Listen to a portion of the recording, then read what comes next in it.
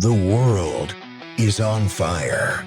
The podcast with David Cortez. I kind of did pick pink, to be honest. I picked pink because I wanted to be supportive of women today, because that's what the whole podcast is about today. It's trying to be supportive towards women and try to demystify some things and to help develop empathy for women and what women are going through.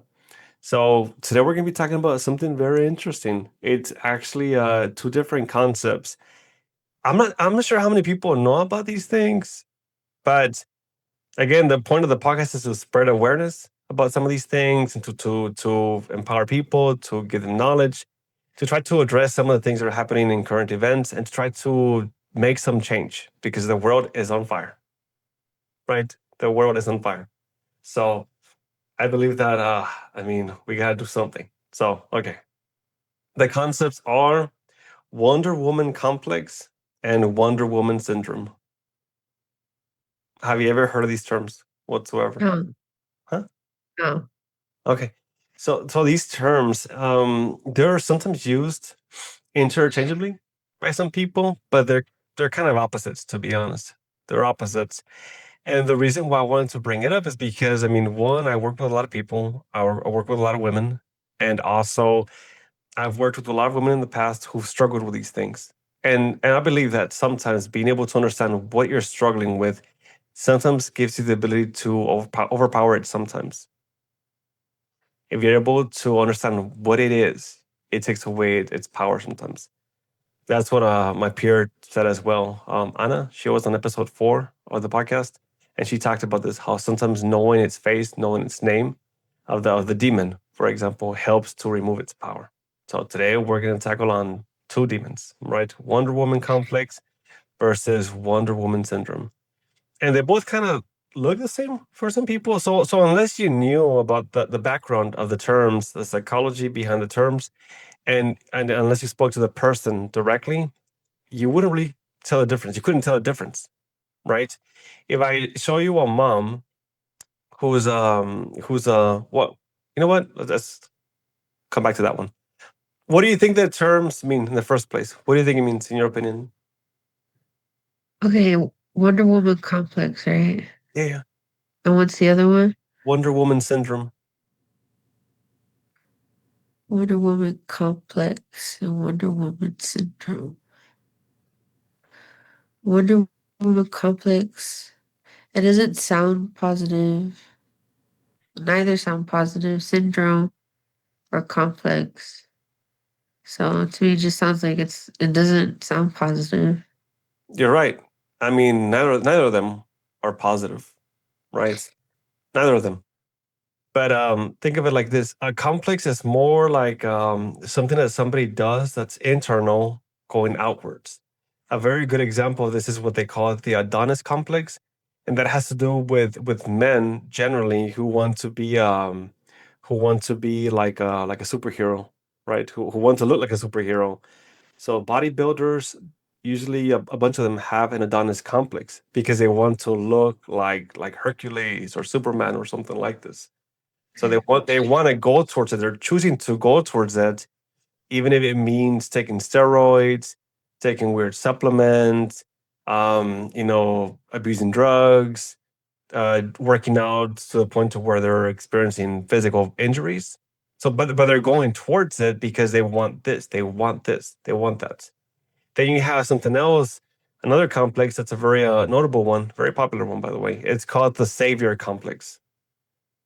The savior complex, which I think a lot of politicians struggle with, and they're trying to enforce certain policies for that reason because they think that they're trying to save everybody, or they're going to save everybody and guide everybody in the right direction with their own beliefs and opinions and all these different things. So a bunch of them have a savior complex, and they're willing to do it even if it means hurting people. Sounds weird, but think of it like a person who thinks that they're somewhat like Jesus Christ, or someone who thinks that they're like a superhero. They gotta save people. They have a savior complex. They need this, and sometimes they're aware of it, and they know that they're not really helping. They're making things worse, and sometimes they what's it called? They're willing to put themselves through certain things that are not realistic to accomplish these goals.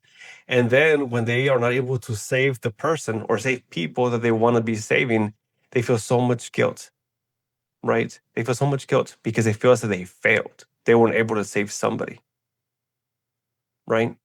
And a very good image that captures this sentiment, in my opinion, right, is the movie I Am Legend, right? The movie I Am Legend. He could have chosen to leave in the movie. He could have chosen to leave. Will Smith could have chosen to leave the place where he was at. Whether I think it was New York, if I'm not mistaken, might have been New York or something. Right? Oh, the zombie one. Yeah, the Okay. zombie one, the one where he stayed. Oh, zombie, right? I mean, they had developed a cure for cancer allegedly, but then it wasn't really a cure.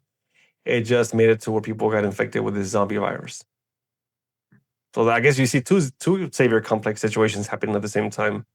The people who created the vaccine, who maybe knew that it was not perfect and still spread it out, trying to engage in this savior mentality, but ended up doing so much damage to the people and hurting the whole world. But then you have Will Smith, who again has a savior complex too, because he could have just chosen to leave.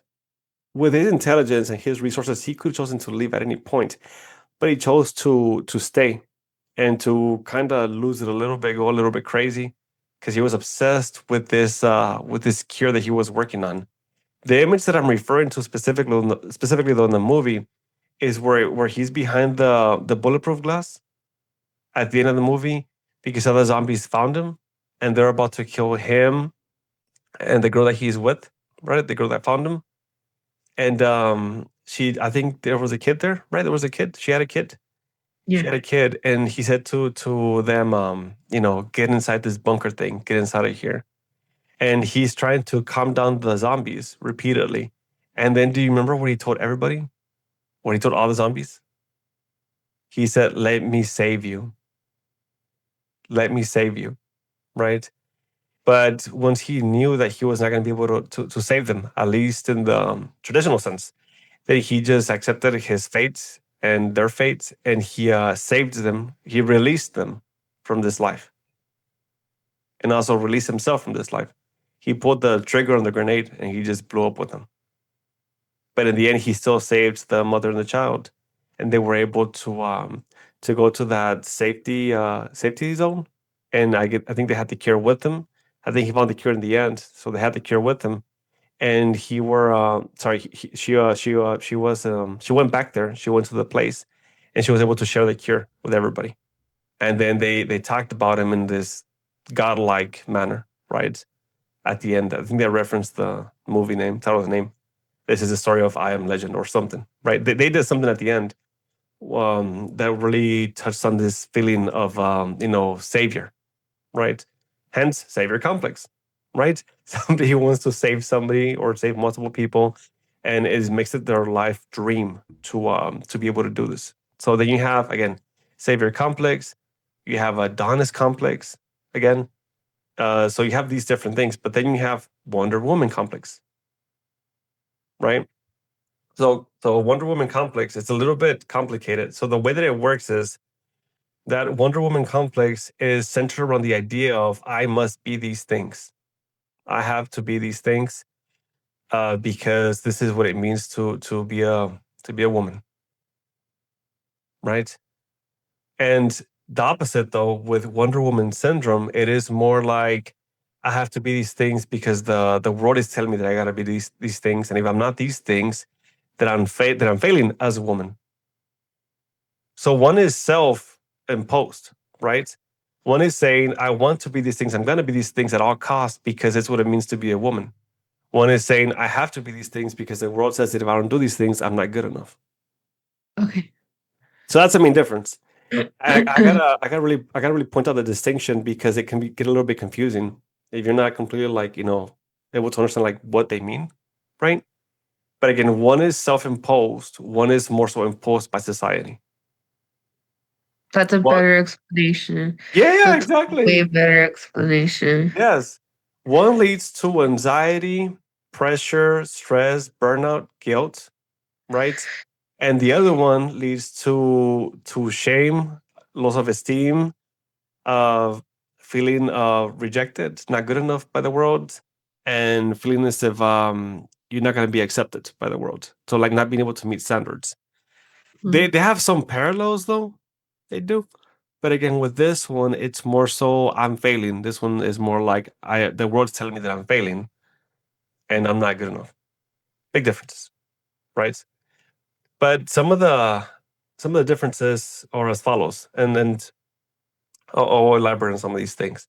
So with Wonder Woman complex, you have perfectionism, you have chronic overfunctioning. So going over the top to be like Mighty Mom, if you will. Mighty Mom, suppress emotional needs. So a woman who has Wonder Woman complex will suppress her own emotional needs. And they'll keep on giving to everybody else over and over again, despite them struggling with what they're struggling with. A very good example of this is the refill my cup metaphor that was thrown around the last couple of years by different I guess memes, podcasts, TikToks, and by women in social media platforms. So the concept explained it like this. So there are two cups symbolic of kids, and then there's one cup symbolic of the husband, one cup symbolic of the wife. Glasses, glasses, not cups, glasses. And they all have a certain amount of water. And then the way that the picture or videos described it, the mom would get from her glass and pour into the husband's cup and get her glass and pour into the kid's cup because she has to be able to take care of everybody. Right? So then she keeps on doing this repeatedly. And at some point, the mom's cup becomes empty. There's no more water. There's no more energy. Right? It's gone. That leads to burnout. So then again, suppressed emotional needs to give to everybody else. And the mentality is, I can do it. I can do it. I can do this. I can keep on pushing through. I can keep on giving to the rest of the world. And I don't need to worry about myself. Myself does not matter. I'll get to myself whenever I get to myself, whenever that time comes. But myself does not matter as much as everybody else. I got to take care of everybody and do all these different things. Then I can take care of myself. What do you think? First of all, Okay, are these cups the same size? they are. But the thing is, Okay, and do they have the same amount of water? they all have, let's say they start off with like half water. Like, I mean, like, Okay, okay. And they're trying to fill up what cup? yeah, Which cup? they're filling up the kids' cups and the husband's cup. So, oh, that's not even fair. Huh? I said that's not even fair. Like that, exactly. That's the whole point. That's not That's fair. It's not. fair. Exactly. So the mom will be filling up the cups for the husband and for the kids over and over again. And everybody just keeps on taking from her cup Okay. repeatedly until the cup's So empty. why doesn't the other cup? That's why we're here today. That's why we're Okay. here today. That's why we're here today. Because from a male perspective, not my perspective, but a lot of males' perspectives, they don't see what's happening. They just see it as I'm not getting my cup filled. I'm not having my needs met. You're not doing what you're supposed to be doing, wife. You're not doing what you're supposed to be doing at this point. The kids don't have what they need. Mom, do something. I need this. But the husbands and the kids, they're not seeing what's actually happening. And the moms are emptying out their cup to the point where there's nothing left in the cup. And it's not fair. But they can't see it. Does mom work? I don't know. Some moms do. Some moms do. Okay, so But mom is working, yeah, and mom has to do all this extra. And what about yes. dad? I mean, Flip. exactly. So there are two ways to look at it, right? So in one way, in one aspect, the Wonder Woman complex, the mom might think he shouldn't have to worry about these things. These are our women's responsibilities. She might think this, right? Okay. And she might work and take care of the house chores and take care of dinner and do everything else because she's a woman. So she might adopt this mentality. Plus work. Huh? Plus work. Does work. I've seen it. I've seen it. Yeah, that's just not. I mean, it's just not cool, man. It's just It's not cool. not. Realistically, this day and age, no No, way, I know. Jose. I know it's not realistic, but that's a whole problem. So a lot of men are stuck in the 1950s. They are. in which they expect women to be able to do modern day things that the world says women should be able to do, like working and also being able to take care of things at home. It's That's a lot of work. it's Just a lot of work. raising It is a lot of work. children, Huh? housework, cooking. If you have pets, and then if you have like children, dude, that's a lot. Exactly. But I feel there are two kinds of women I get that fall into these categories, right? So the first one will think I should be able to do these things, right? One of them might. yeah. So the first one might think he's working a lot longer hours, or he This makes more. sounds like horror to me. Huh? So sorry, dude. This sounds like horror. It is horrible. It is hard, God. but it's true. It's a real thing. It's a real thing. So they'll be working, doing all these different things, and there's one type of woman. The first one is the one who thinks it's okay. So he works a more difficult job, or he makes more money at his job, or something like this. I work 40 hours a week, but it's not as difficult. So I should be able to do this job. Maybe he doesn't pay as much as he gets paid, right? So I should be able to do this job plus go home and take care of everything. That's the mentality that some women are walking around with. Yeah. Or some will say, he's doing all these different things, but I should still be able to do all these things afterwards, after work, because if I don't, he won't do it because he doesn't have that nurturing chip. Ooh, yeah. Exactly. Right. But then there's another kind of woman in the situation, and that is the one who says, this sucks. This isn't fair. I shouldn't be having to work. I shouldn't have to be raising the kids after we both get off work Yep. because we're both working, and when I come home, we should take turns and divide the time in half. I should see the kids. I should take care of them, half of the time, and he'll get them the other half of the time, and we should like alternate chores, right? There's that one, and then that leads to either two conclusions, right? This should be the case. This is what should be happening, but then they try to make it to where this happens, to where they restructure the relationship, and it blows up because the husband doesn't want to do these things. So then at that point, a woman's kind of cornered at that point, facing two choices. Either do I stay and be unhappy, right? Not miserable, because it depends on how you see it. But some will say, do I do I stay and be unhappy because of the current situation and because of my kids? Or do I just say, the hell with this? This is not fair, and I should leave this person. I should bounce. I should get out of here, right? And go stay with my mom, or go stay with my dad or somebody, right? So those are the two paths that ultimately are reached based on that specific This dynamic. after is this after like working on something together after like all options have been exhausted? I mean, it's complicated. It's super complicated. But I think you're referring to couples therapy, right? I guess so, yeah. Yeah. No, couples therapy would be very helpful to be able to address this issue. It To really. get this man Hmm? to get the man to do their Yeah, part. exactly. So there's actually a specific theoretical approach for this, for couples therapy. And this is what they call the equal distribution of responsibilities section inside this model of couples counseling, which is pretty interesting. So there is a remedy to it. You have to redistribute the responsibilities, and make it to where the game that you're both playing, the dynamic that you both have, is one that you're both okay with. So the way that a wise man said it, again, Jordan Peterson, I'm going to quote you so many times, but again, he's smart. He's smart, but it's not just his words or his work. It's actually other people's work too that I'm quoting. But the way that he stated it was, he said, you have to be able to acknowledge the game that you're both playing.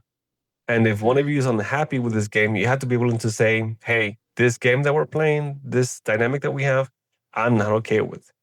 Once you acknowledge it, then you have to be willing to say, I want to play a different game. This game over here, this is what I'm okay with doing. This is what I'm okay with doing. this sense of these differences in responsibilities, this distribution. You get this, I get that. That's the game that I want to be playing.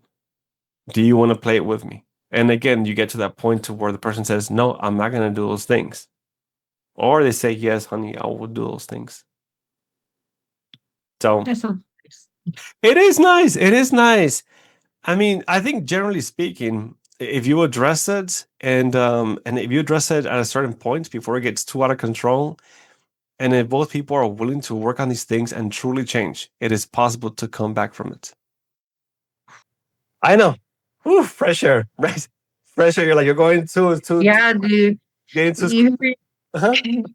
go for it. Go for it. Like it's getting too hot. It's getting too crazy. It's getting too Dude, yes, it just sounds so like terrible, miserable, like horrible yes. life. It is. It is miserable. It's a freaking nightmare. And usually, if the person is stuck between a rock and a hard place, so let's say the situation is like this, and then she says, "I don't want to be playing this game. I want to play this game," and he says, "No, we're not going to do that." And she says, "Okay, well then I'm going to leave." Or she says, I mean, if she has nowhere to go, then what does she do then? Right. So if she has family close by, that's awesome. But what if she has nowhere to go? What if this person's by themselves and they're with this person and they cannot leave? Then what? Then and then what if they value appearances too much? What if they want to be perceived as a what's it called, good wife? What if they want to be perceived as a good mother? What if they want to be seen as this cookie cutter family? Then she might sacrifice her own needs and say, I guess I'm just gonna have to be miserable for my kids or my husband or for the appearances or because I have nowhere to go. Then she might say, I'm just gonna have to be depressed in the situation. Then it leads to again to women being depressed within relationships. Right? Horrible situation, by the way. Horrible situation. But that goes more towards Wonder Woman syndrome at that point. Yeah. Because now she's not doing it out of her own choice. She doesn't want to be there out of her own choice. She's being told she has to be there by the world. So that sucks. It does.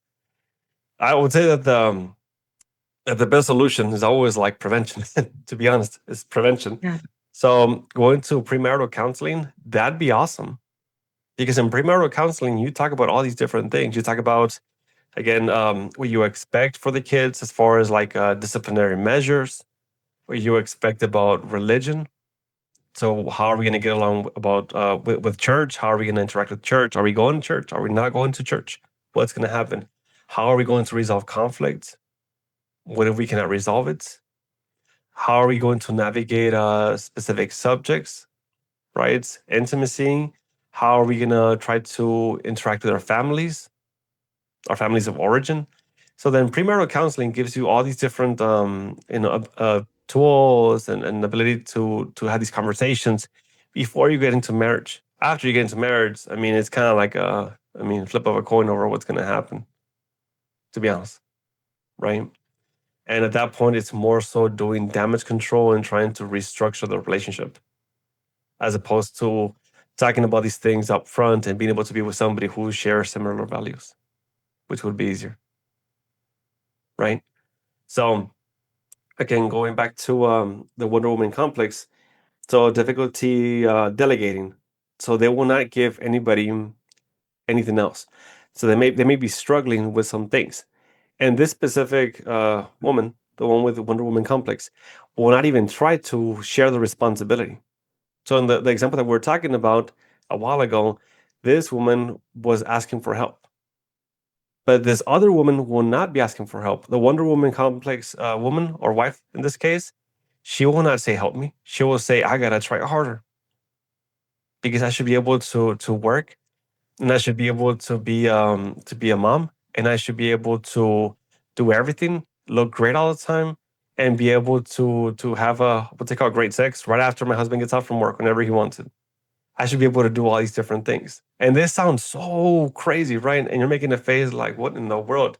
This cannot possibly be real. Well, I'm telling you that it's real. It's real. I Please, please. it's insane. But I'll tell you the crazy story. Crazy story for the audience. Crazy story. So I once worked with somebody many, many years ago. I think it was like 8 years ago, 9 years ago.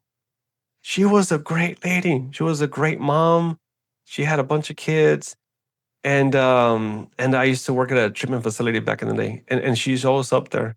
And I'm talking to this lady and she's making a lot of sense. She's like perfectly reasonable.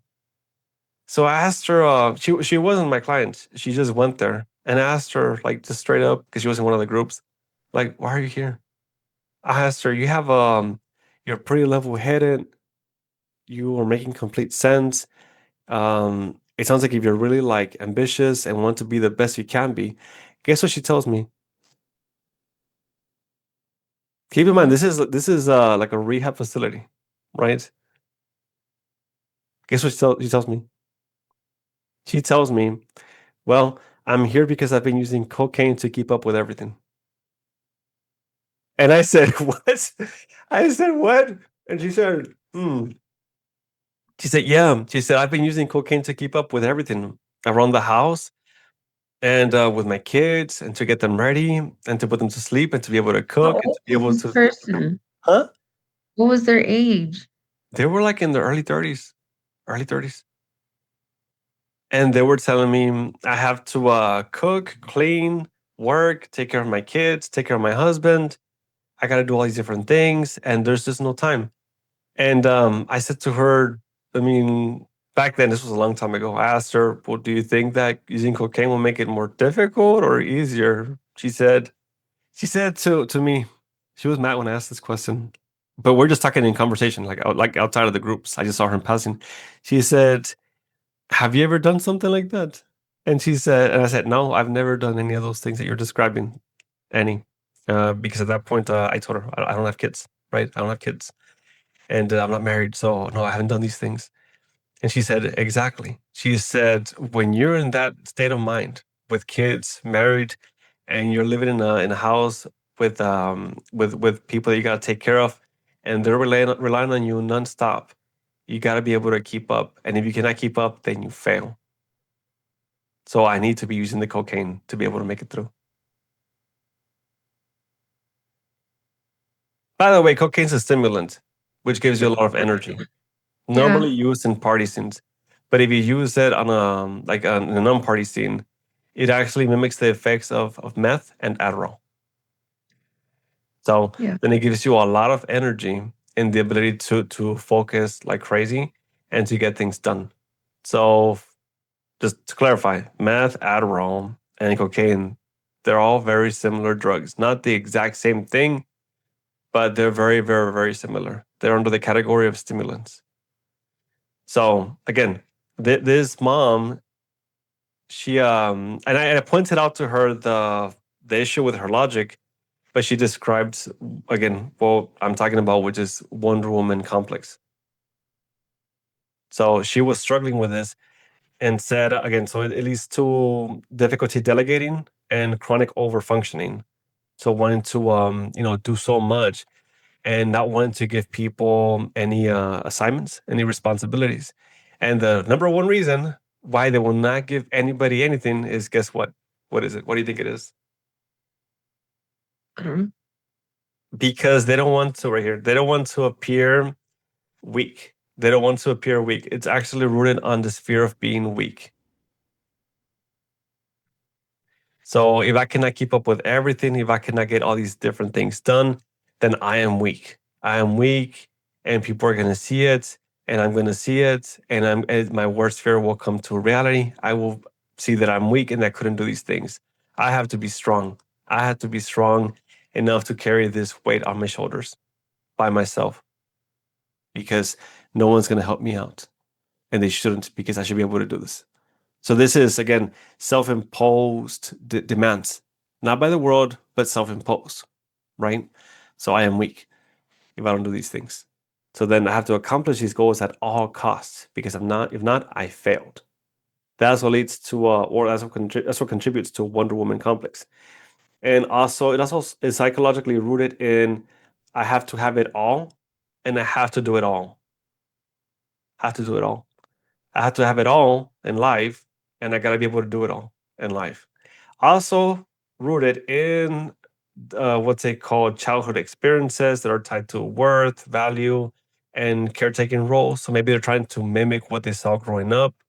Maybe they're trying to recreate what their mother could do, right? Maybe they're trying to recreate what the values that were passed on to them by family members, by the church, by different places, by different people, right? And also it goes to self-worth. Maybe this person doesn't have a high sense of self-worth, so they want to validate their own self-worth by taking on all these responsibilities. So then they have these issues. Oof, I spoke a lot. What are your thoughts, Gina, on the first? We mainly talked about the complex, the Wonder Woman complex. But what do you think about that specifically? It sounds so sad. It is sad. Yeah. So it's super sad. It's super sad because it shouldn't be the way that things are. But it's something that does happen. Yeah. Hmm. Yeah. Sad. Okay. And then we have Wonder Woman syndrome, right? So this one again is it's more so the pressure of the world on the person, not the person pressuring themselves. So then this is what it looks like. So internalizing unrealistic cultural standards. And a very good example of this is the beauty standards, right? So, for example, a lot of women will think I have to look like this, I have to be beautiful, I have to look like this. And that leads to eating disorders, that leads to what's it called, working out like crazy, that leads to not feeling appreciative of yourself, not being able to love yourself, all these different things, and trying to again live up to these standards. Who's the person that you think everybody sees like this, like a role model that maybe provides an unrealistic expectation for how a woman should be in the world?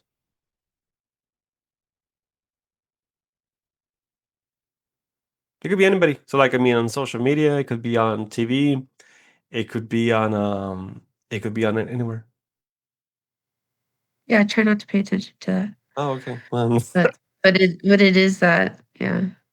I think of a couple of different people. I think of Rachel Ray, first of all. Do you remember Rachel Ray, the TV I don't show know who host? that is. Gina, come on. Who's Rachel Rachel Ray, Ray? the chef, the chef, Okay. the cook. She Uh, was on TV all the time, always baking something, making something. Is she And white? yeah, I think she was. Okay. But she looked like the perfect wife, right? She gave off that impression that she was like the perfect wife, I'm gonna perfect Google this mom. later. And huh? So I'm gonna Google this later. Yeah, she actually Rachel Ray. Rachel Ray. She's a very good example of this. I watch her channel all the time. Just I gotta be honest here. I watch her channel all the time because I love the dishes that she made. She made amazing dishes. I like to cook. What can I say? I like to cook, but and I liked to cook a lot more back in the day. And I wanted to learn how to bake, and she would make all these kinds of things. And I think I would see her when I was in. I think I was in high school, like middle school, high school. Middle school, high school, and one of my teachers got mad at me for liking her, for liking Rachel Ray. I remember my teacher got mad at me because we were talking about different celebrities, and I think I said something about Rachel Ray. I said, "Oh, Rachel Ray's amazing," and she said she's not real. And I looked at my teacher, forgot her name, my teacher, but she said she's not real, and I'm like, "What do you mean she's not real? She's still a real person on TV." She said, "No, what you're saying you like is not real. It's not a realistic expectation. She's not. She's putting up a show. It's a front." She said, "There's no way that's real because," she said, "life is not that pretty." She said, "It's not that perfect." I mean, I think That's she, television. huh? Yeah, it's television. Yeah, exactly. But I mean, it was live. It was live. But the image that she represented was that of I can cook anything, I can make the perfect meals, all these different things, and she did it while looking very what's it called, uh, Dress. stunning. She looked stunning, right? Okay. And there was another person that became very popular on TikTok pretty recently. What was her name? What was her name on TikTok? This famous girl, forgot her name. Oh man, what was her name? I'm gonna remember later on. Anyways, I'll probably put the name somewhere in the video, somewhere. But she was Black? yes, yes. Okay, Cooking with Kaya? Was it Kaya? No, it wasn't Kaya. See, now I can't let it go. Oh, right here, Nara Smith. Nara Smith. Nara Smith. Okay. That's the one. And it's The Nara Smith. German girl? Huh? The German girl? I don't even know where she's from, but it says here the tried wife making cereal from scratch. So that's what it says here in the video. The tried wife making cereal from scratch. On the trad Yeah, tried trend? wife. She's a tried wife, traditional wife. It's a movement that developed a while back where they tried to bring back some of the more traditional values and trying to recreate things like from the 1950s. And the way that a lot of people described it, it was very damaging to women because it really hurts the perception of women that men should have, right? Or that women should have of themselves too. So in the videos, she usually is dressed in amazing outfits, looks amazing, and she's making dinners, lunches, foods from scratch. She looks like flawless, right? When They in don't have reality, jobs. huh? They don't have jobs. Who knows? I don't know. No, they don't have jobs. Realistically, there was an article. Realistically, the women, they were well off already, so they already had money. So the it was upsetting because it was completely unrealistic. One, to cook all that food, time, and child rearing, and then two, they didn't have jobs. They were already well off. Well off. Yeah, I remember that. Yeah. The trad trend. I Yes. remember that. It's still happening. There's like Yeah. five or so main influencers who are doing this. But yeah, it just set forth an unrealistic precedent of what women should be able to do. When in reality, if you've ever actually seen a mom cook, it looks more like this. It looks like hair in a bun or hair in a ponytail, right? Uh, trying to get the kids from not trying to get the kids to not fight, while trying to cook and going back and forth, trying to address multiple things at once, putting Yeah, out she's multiple wearing fires. like couture or something. Huh? She's wearing couture. I Yeah, remember seeing exactly. videos. But realistically speaking, though, I mean, that's what it looks like: more messy, more chaotic, more fires, with stepping on chicle or having chicle somewhere. Yeah. Right? So you have all these different things. It's what it actually looks like. But then when you have people like this, like Nora Smith, portraying something that's not real, then it hurts the perception of what women should see or feel should be able to do or how they see themselves, or the way that men see women's ability to handle life stressors, chores, responsibilities, rearing the kids, working, all these different things. It makes it unrealistic. But then again, these are unrealistic standards. Going back to what I said a while ago, one second right here. I was going over the unrealistic expectations that are placed on women. So you have the internalization of unrealistic cultural standards. Boom, right? Emotional exhaustion and burnout. So that's common in both Wonder Woman complex, but also common in Wonder Woman syndrome, emotional burnout and exhaustion. Identity confusion. This one's a very common one.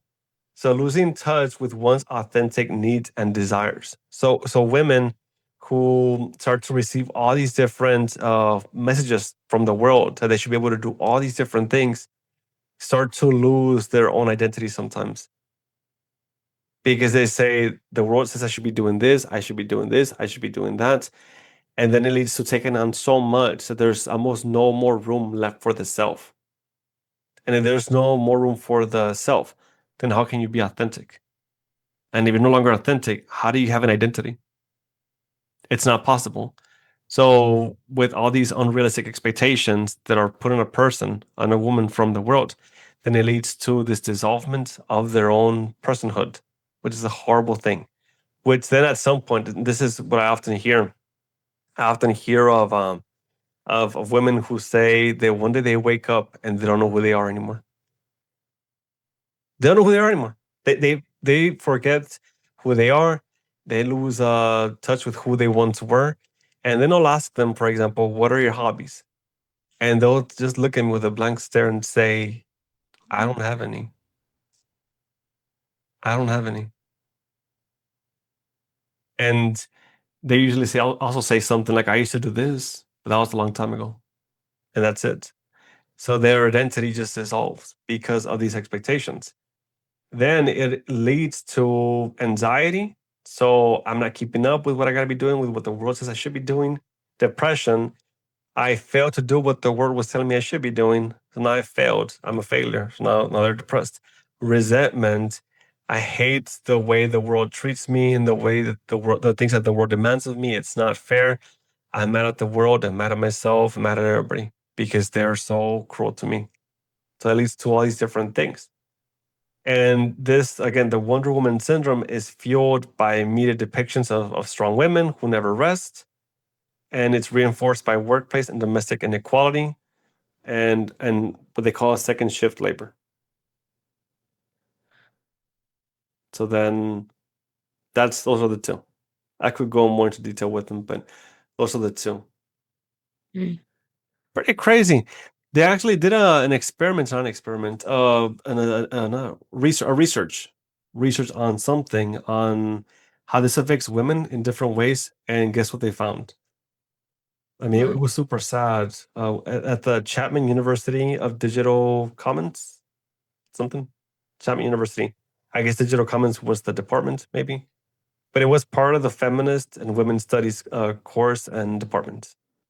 And they did a little thing, not a little thing, this thing where they described what's expected out of women. And then, I mean, I usually send this material to like clients who I work with, but I'll put it here. So this is what it shows.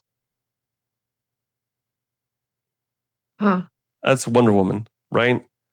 And then on the very bottom, it shows everything that women are expected to be able to do. So you have here, it says success at high powered and satisfying jobs. Check. It says here future ambitions and lofty goals. Check. Make it rain, a lot of money. Check. A life partner who makes her weak to the knees. Check. So like the perfect partner. The body of a goddess. Hot damn. Check. An unrelenting need for DICK. Yes. Check. Babies, and more babies. Of course, check. A house with a white picket fence. Check. Drive and determination for days without rest. Check. Oh, yeah, time for herself. I'll get to it. Exactly. And then what they also found with this research as well was it was super sad. When I saw this, it was really sad. But look at this right here. This is what they found. So I mean, they not, well, it's in the bottom. I'll go over it in a minute. But this is a picture of what they were trying to describe was like the perfect mom, right there. And in the bottom it says 75% of moms say that the pressure that they put on themselves is worse than any pressure or judgment from other moms. And this goes into a different topic known as mom guilt, which a lot of moms experience during their postpartum, phase, and they can experience postpartum depression and experience a lot of mom guilt because they feel as if they're not living up to expectations. They're not living up to this picture, right, of what it should be to be a mom. Then right here it says 42% of moms struggle with Pinterestiveness. You're like, what's that? Well, the worry that they are not crafty or creative enough as a mom should be. That is so insane. It really is. And they have more comments here, more different things that come up. But what do you think about that research that was done? You're kind of shocked looking right now. So I'm wondering, what do you think? What do you think about the research that was done and what they're finding about women's mentalities, wives' mentalities, and the way the world's impacting women, and to that degree? So I was looking shocked because I was thinking about like Asian culture, like in Japan, like the bento boxes where they have like legit classes Yeah. that you have to be involved in making the meal for your kid. but it also has to look a certain way, and Right. it's like a requirement. It's not necessarily like if you wanted to, you have to. So I was thinking about that. Um, yeah, and the whole just the crafty part. Yeah. So, uh, yeah, it sounds pretty bad. Yeah. It's bad. It's Mhm. horrific. But And like where are the men in huh? all of this? What? I said, and where are the men in all of this? No, you cannot go bug Patrick because Patrick's watching TV. Reference from SpongeBob, in case anybody remembers. He was that's a reference from SpongeBob, by the way. So in the show SpongeBob, Patrick and SpongeBob had a baby for like one episode. Do you remember? I They, think, they had the little clam I think, thing. I think I do. They had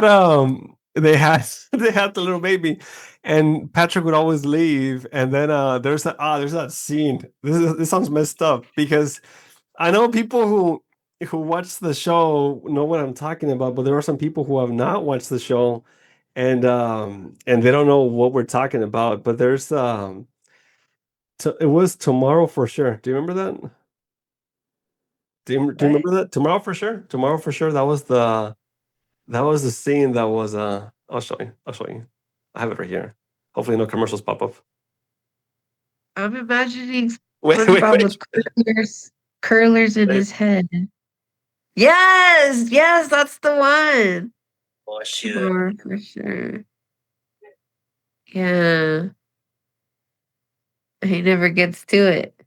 Okay.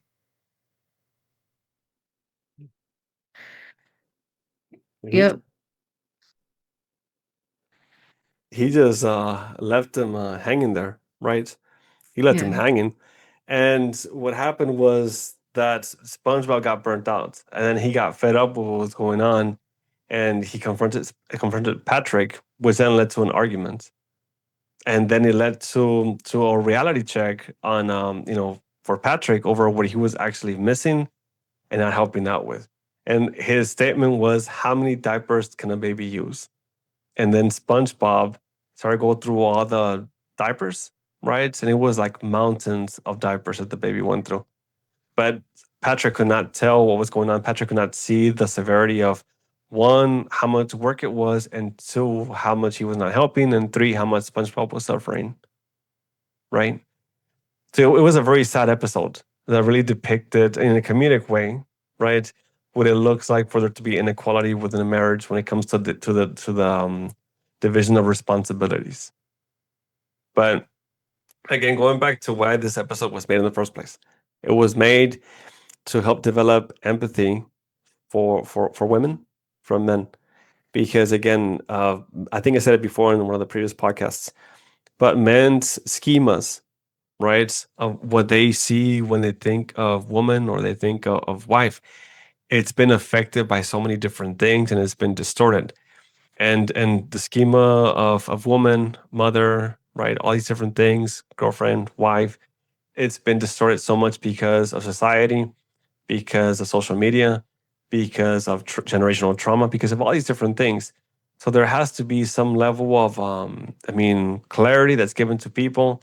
And I'm